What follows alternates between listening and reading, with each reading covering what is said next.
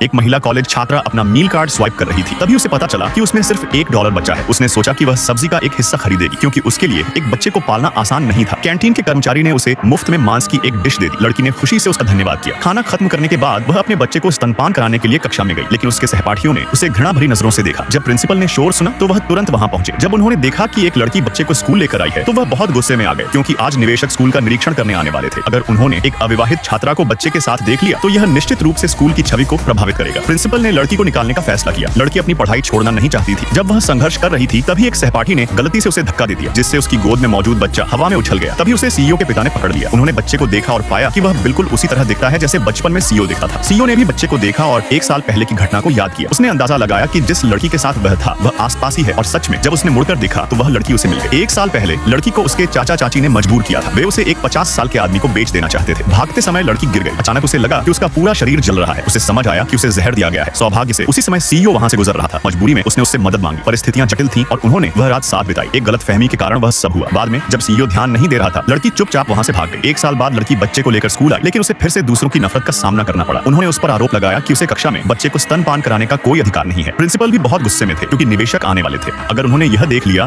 तो स्कूल की प्रतिष्ठा खराब हो जाएगी। प्रिंसिपल उसे निकालना चाहते थे, लेकिन लड़की ने मना कर दिया। तभी बहस के दौरान एक सहपाठी ने लड़की को टक्कर मार दी, जिससे बच्चा हवा में उछल गया और सीधे सीईओ के पिता की बाहों में जा गिरा। प्रिंसिपल ने तुरंत लड़की को वहां से हटाने का आदेश दिया और बोर्ड को रिपोर्ट किया कि बच्चा किसी छात्र का छोटा भाई है। जब चेयरमैन ने बच्चे को देखा और पाया कि वह बिल्कुल सीईओ जैसा दिखता है, तो उन्होंने निष्कर्ष निकाला कि यह उनका पोता है। उन्होंने बच्चे को घर ले जाने का फैसला किया। खुशी में उन्होंने स्कूल में 200 मिलियन निवेश करने की योजना बनाई। यह सुनकर प्रिंसिपल बहुत खुश हुए। उन्होंने कहा कि बच्चा चेयरमैन के साथ रहने के लिए ही बना है। सीईओ अपने पिता को रोक नहीं सका, इसलिए उसने पहले सहमति दे दी। उसने सोचा कि वह बाद में बच्चे की मां को ढूंढकर उसे वापस कर देगा। घर पहुंचकर सीईओ ने डीएनए टेस्ट कराया और पाया कि बच्चा वास्तव में उसका ही है। इससे उसे यकीन हो गया कि 1 साल पहले वाली लड़की इसी स्कूल में थी। उसने तुरंत लोगों को उसे ढूंढने के लिए भेजा। नेक्स्ट पार्ट के लिए सब्सक्राइब करो।